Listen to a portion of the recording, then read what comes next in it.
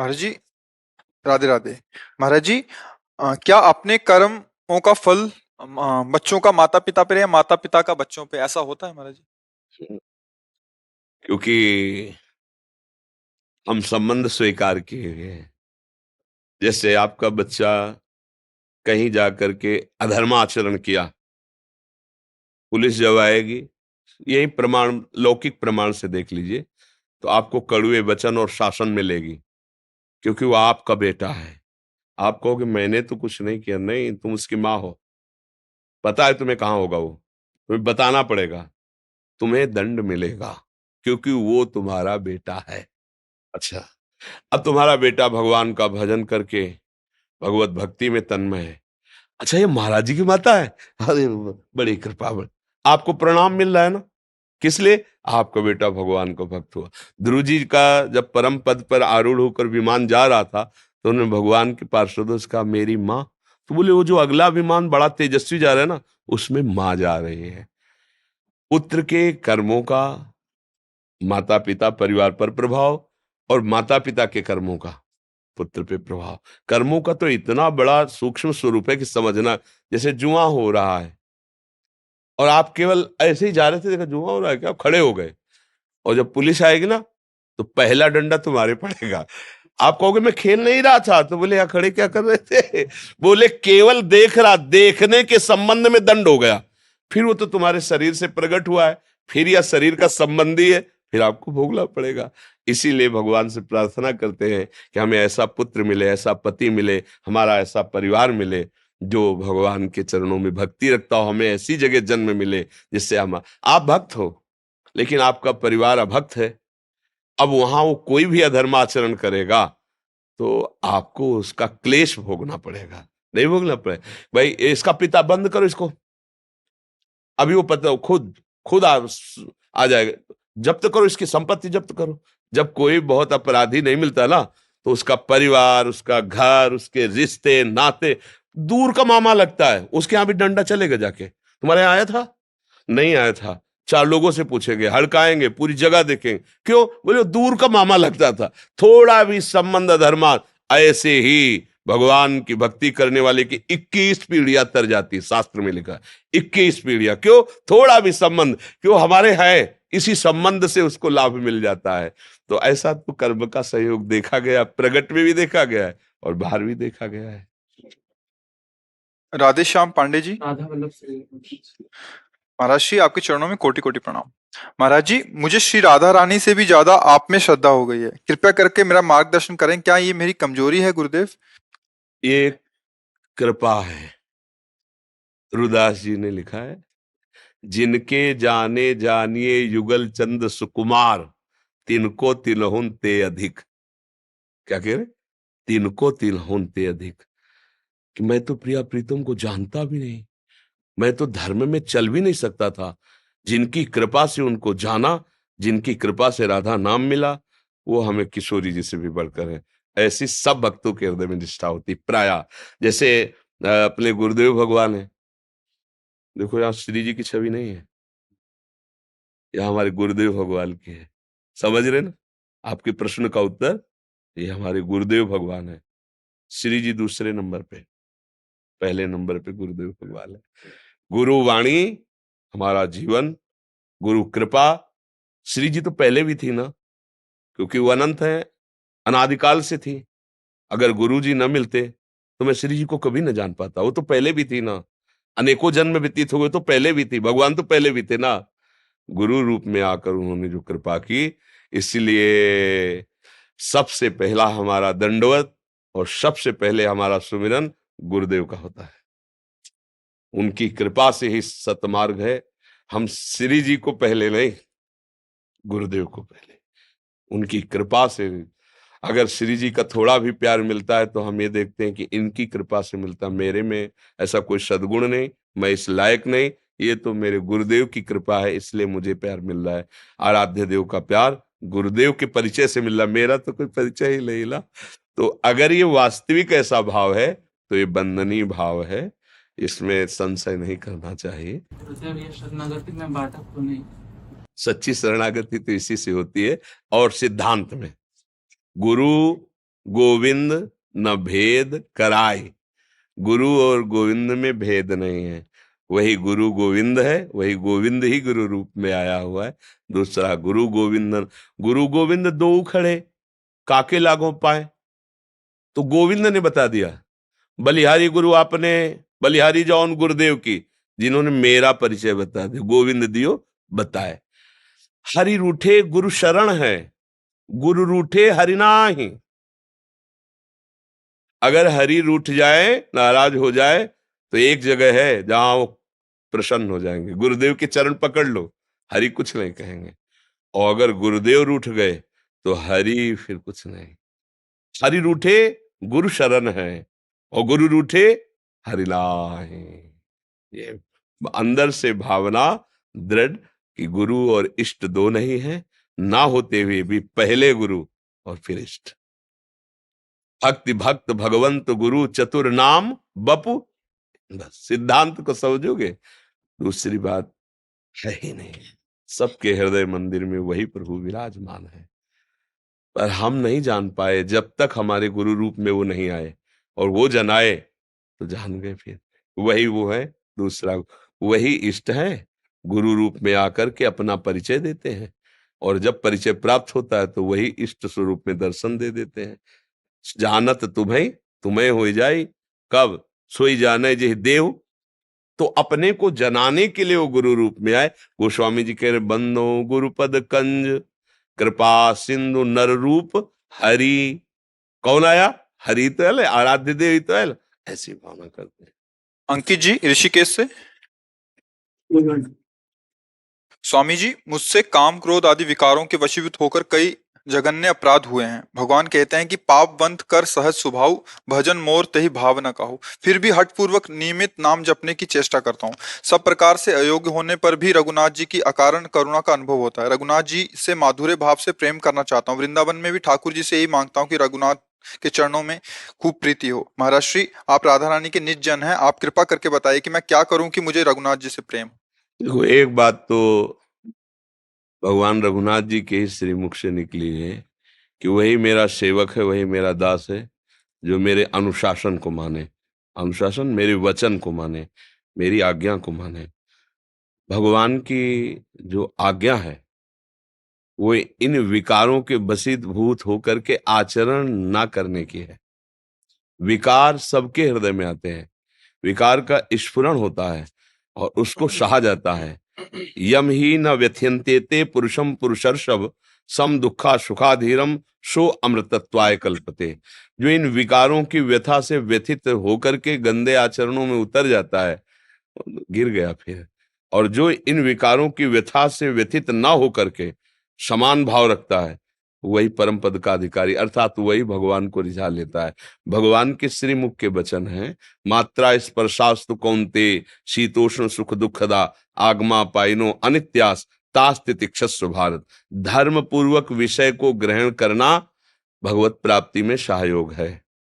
अधर्म पूर्वक विषयों को स्वीकार करना कभी भी भगवदानंद की अनुभूति हो ही नहीं सकती। ये बात पक्की समझ। नाटक पाखंड किया जा सकता है, लेकिन सत्य वस्तु का बोध नहीं हो सकता, परमानंद की प्राप्ति नहीं हो सकती। हम कहलाएंगे भगवान के सेवक, लेकिन वाणी से अंदर से गुलाम हम विषयों के ही होंगे। दास्ता हमारी प्रकृति के आकर्षण की ही होगी। इसलिए सुधार करना होगा। और भगवान के नाम में इतनी सामर्थ्य है कि कुछ भी असंभव नहीं है। भगवान उसी के हृदय में प्रकट होते हैं। काम क्रोध मद मान न मोहा, लोभ न क्षोभ राग नहीं द्रोहा, जिनके कपट दंभ नहीं माया, तिनके हृदय बसहु रघुराया।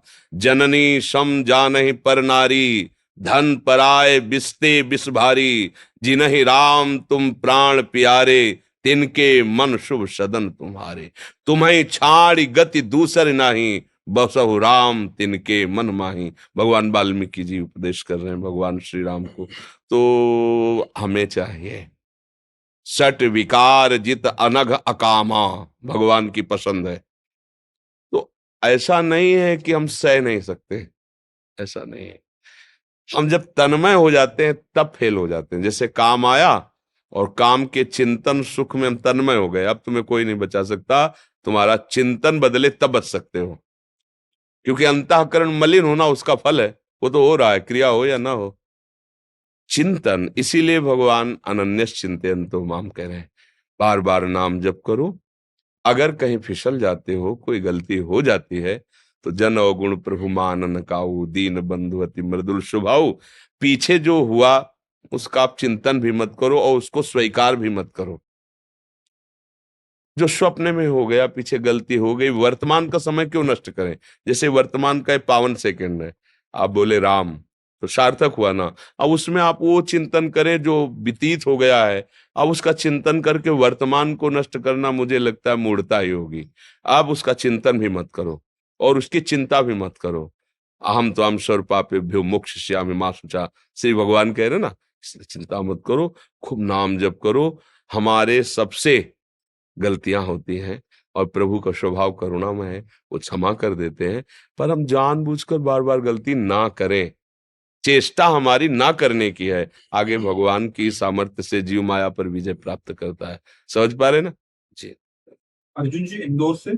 राधे। महाराज जी आपके चरणों में दंडवत। गुरुदेव, लगभग 4-5 महीने से नाम जप चल रहा है। नाम में रुचि भी बढ़ी और आनंद की अनुभूति भी होती है, पर कभी कभी खूब मन लगाने पर भी मन नहीं लगता। नाम लेने पर भी परेशानी आती है, तो मन में अशांति आ जाती है। महापुरुषों ने भी कहा है, कबहू तो थोड़ो भजन, कबहू होत विशाल, मन को धीरज छुटे नहीं, गाहे न दूजी चाल। अभी मन की दशा से थोड़ी ऊपर उठ गए हो 4-6 महीने भजन करते हुए। अखंड भजन तो तब चलता है जब मन की दशा बदल जाए, मन भगवदाकार हो जाए। तो बहुत जन्मों का बिगड़ेल मन, आप कह रहे हैं कुछ दिनों से लगने लगा, तो आपने मानो बहुत बड़ी यात्रा तय कर ली। मन ही नहीं लगता, आपका लगने लगा, मतलब आपने उस पर अधिकार कर लिया है। अब धीरे धीरे आगे बढ़ जाएगा, धीरे धीरे अचंचल होने लगेगा, धीरे धीरे संकल्प विकल्प कम होने लगेंगे। हमें हारना नहीं है। गहन दूजी चाल, अब मन नहीं लग रहा तो चलो गंदी बातें सोचे, गंदी बातें करें, गंदी बातें देखें, गंदी बातें सुने, गंदे लोगों के बीच में बैठे, फिर बिगड़ जाएगा, फिर नहीं बनेगा। गहन दूजी चाल, लगे या न लगे। हम कई बार सत्संग में बताया है कि नाम में स्वयं की एक अपार सामर्थ्य है। जैसे अग्नि की सामर्थ्य दाहिका शक्ति है, आप जान के छुओ, अनजान में छुओ, जबरदस्ती कोई छुआ दे या भूल से छू, सबका परिणाम एक ही होगा, वो जला देगी। उसमें दाहिका शक्ति है। ऐसे मन लगे तो राम कृष्ण हरि, मन न लगे तो राम कृष्ण हरि, फल बराबर मिलेगा। उसमें कोई भाव कुभाव न खालसहु, नाम जपत मंगल दिस दसहु। इसलिए निरंतर नाम के प्रति तुम सुदृढ़ भाव रखो। भले न कर पाओ, लेकिन भाव ये रखो कि मैं निरंतर जपूंगा, मन लगे या ना लगे, अशांति हो या शांति हो, दुर्गति हो या सदगति हो। अब एक बार तो मैं छक के नाम जप करके देखूंगा। संत जन कहते हैं, शास्त्र कहते हैं, क्या होता है, एक बार देखूं।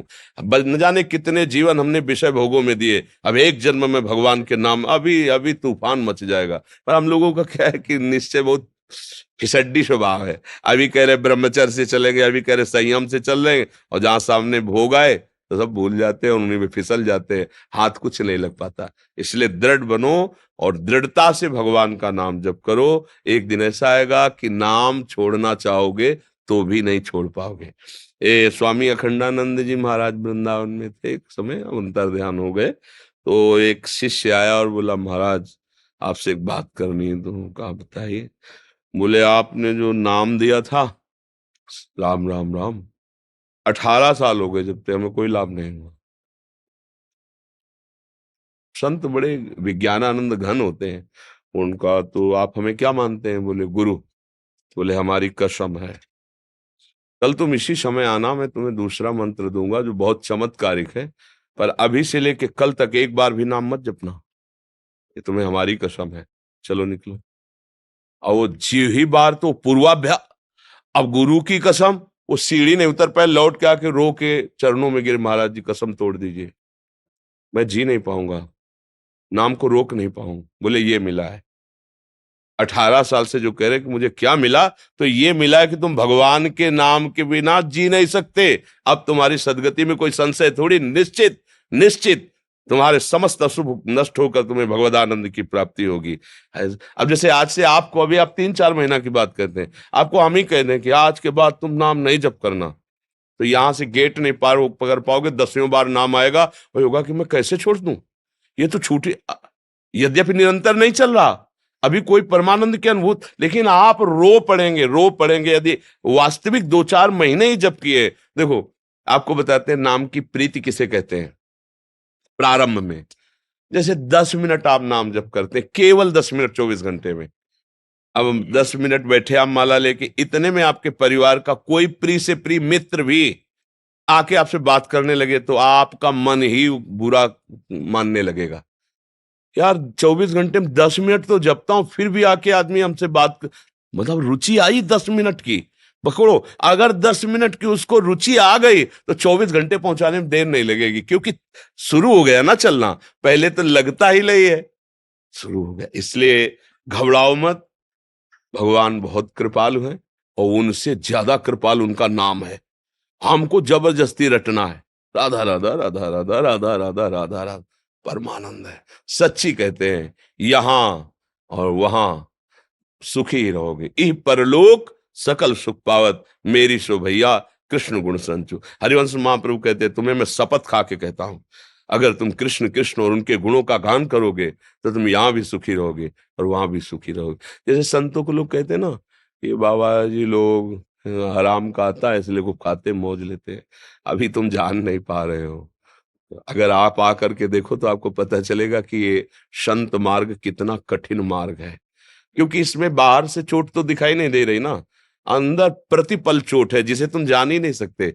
जो पड़ा हुआ है वो खड़े हुए कि गिरने का चोट क्या जाने, क्योंकि तो पड़ा हुआ है ना, उसको पता ही नहीं ना। ये विषय विकार नाना प्रकार का आकर्षण जला के राख करता है, और उसको शांत सहते हुए रोते हुए इस मार्ग में चलते हैं, तब सारी सिद्धियां सारा वैभव त्रिभुवन का उनके चरणों में लौटता है, वो आराम का नहीं है। बोला भगवान के भक्तों को ऐसे शब्द जैसे अब सुनते हैं ना, कभी कभी कोई ऐसा बाबा जी लोग है आराम, ऐसे नहीं है।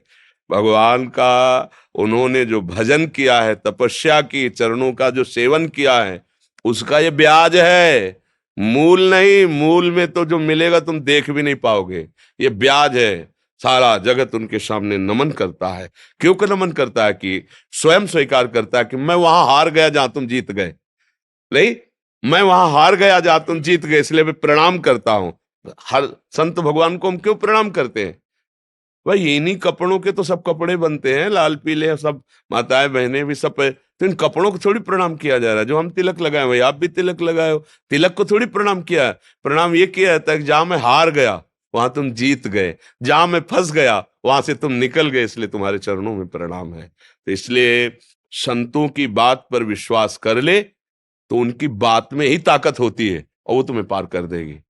जैसे कहते हैं ना लोग, आशीर्वाद दीजिए, हाथ दर्द, इनके सब ये सब बाहरी नाटकबाजी है। कह रहे हैं चलो, बस आप समझ लो, जो कह रहे हैं चलो उसी में उनका आशीर्वाद लगा हो। आप चल के तो देखो आपको कहाँ पहुंचा देंगे। हम लोग थोड़ा मंद बुद्धि के इसलिए जान नहीं पाए। ये संत जन कहते हैं ना, आप ये जपो, दोबारा प्रश्न मत करो, जपना शुरू कर दो, देखो आपको सामर्थ्य मिल जाएगी। और जब संत जन देखते हैं ना कि उनकी आज्ञा का पालन होता है, हृदय शीतल होता है, वो आशीर्वाद अपने आप जाता है। ये आशीर्वाद मांगने वाला नहीं है, मांगने से मिलता भी नहीं है। उनकी आज्ञा का पालन, ये जैसे नहीं कि वो तो स्वभाव होता है वात्सल्य में संत जन से, आशीर्वाद यहाँ का विषय होता है। कैसे मिलता है आशीर्वाद? जैसे आप हमारी आज्ञा का पालन करें, ठीक से चल रहे हैं, बड़ा कष्ट सह के चल रहे हैं, अब हम अपने भजन में, और एक अचानक तुम्हारा चिंतन आ गया और वो बात आ गई कि इतना कष्ट पाते हुए भी वो भजन कर रहा है। अब जो वो करुणा जो उदय हुई, वो जाके वहां संभाल दी, तुम्हें भी पता नहीं चला, और वो ऐसी ऊंचाई पर चढ़ा दिया। इसीलिए कहा गया, तात स्वर्ग अपवर्ग सुख धरी तुलाए कंग, तुलनताए सकल मिल जो सुख लव सत्संग। संतों का आशीर्वाद, ऐसे फल फूल मूल जो बाहर मिलता है ना, वो सब प्राकृतिक बात है। संतों का हृदय माता जैसा होता है। जैसे माँ है ना, अपने बच्चे को डांटती है, फटकारती है, लेकिन अच्छे के लिए। संत जनों के हृदय में ये नहीं होता मेरा तेरा नहीं होता, ये बात समझ लेना। संतों के हृदय में कोई सगा या पराया नहीं होता, उनको सब सगे ही लगते हैं, कोई ऐसा नहीं लगता कि पराया है। आप अपने हृदय को पवित्र करके जाइए तो आपको लगेगा कि सबसे ज्यादा प्यार हमको करते हैं। क्यों? क्योंकि उनके हृदय में सबसे ज्यादा प्यार वास्तविक है आपके प्रति, क्योंकि आपके हृदय में बैठे अपने प्रभु को देखकर जब बर्ताव करते ना, तो सबसे ज्यादा प्यार मिलता है। इसलिए बात मान लो, बस संतों की बात ही आशीर्वाद है।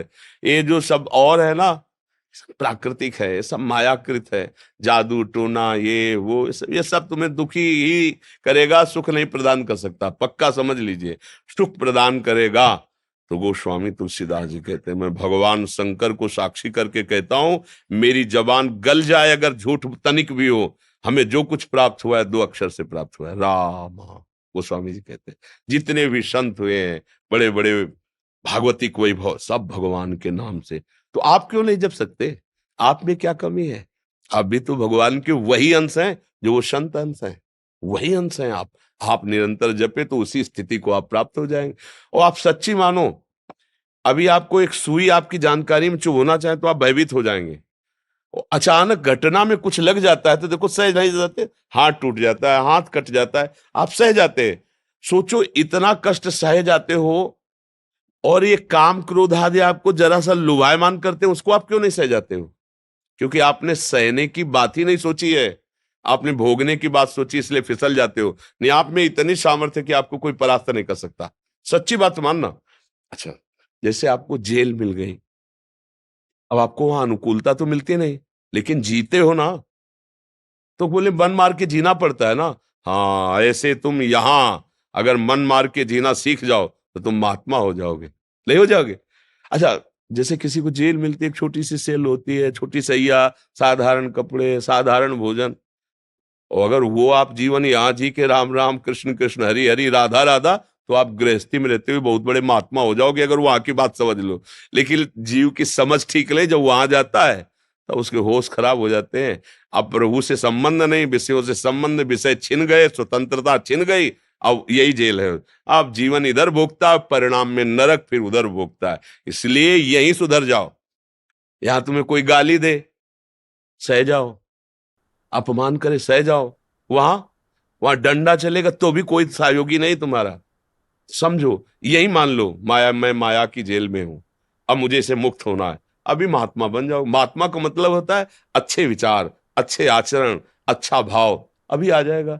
अब अपने लोग ये तो सोचते नहीं, हमें सुख भोगना चाहे दूसरे को काटना पड़े, बस यहीं से पापाचरण शुरू हो जाता है, यहीं से गंदी बात शुरू हो जाती है, यही दुर्गति का कारण हो जाता है।